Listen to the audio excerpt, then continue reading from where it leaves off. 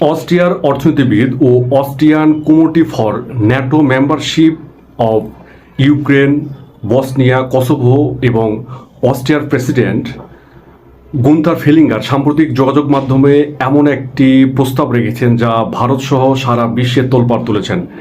তিনি বলেন, সাংহাই শীর্ষ সম্মেলনের তিয়াংইয়াংয়ে রাশিয়া ও চীনের কাছে ভারতকে সমর্পণ করে ইউক্রেন ও ইউরোপীয় ইউনিয়নের পিঠে ছুরিকাঘাতকারী মোদির ভারতকে ভেঙে ৩৬টি রাজ্যের প্রতিটিকে স্বাধীন থাকার অনুমতি দেওয়ার প্রাক্তন যুগোস্লাভিয়ার সাফল্যের মডেল অনুসরণ করার পরামর্শ দিচ্ছি এবং সমস্ত নতুন ৩৬টি রাজ্যকে ইউএনও, WTO, OECD, OSCE তে যোগদানের সুপারিশ করছি এবং আশা করছি যে একটিও ব্রিক্স এবং SCO-তে থাকতে বা রাশিয়া চীনের দাসত্ব থাকতে পছন্দ করবেন না, যেমনটি আজকের ভারত।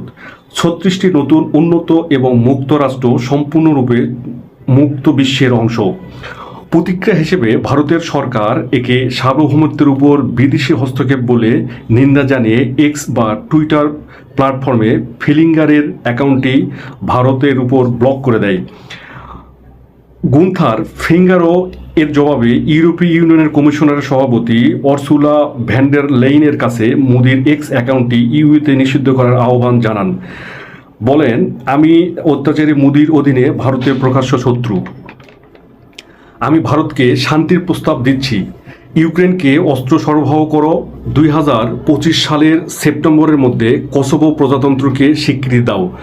গণহত্যাকারী রাশিয়ার সাথে সম্পর্ক ছিন্ন করো এবং রাশিয়ার থেকে জ্বালানি তেল কিনা বন্ধ করো।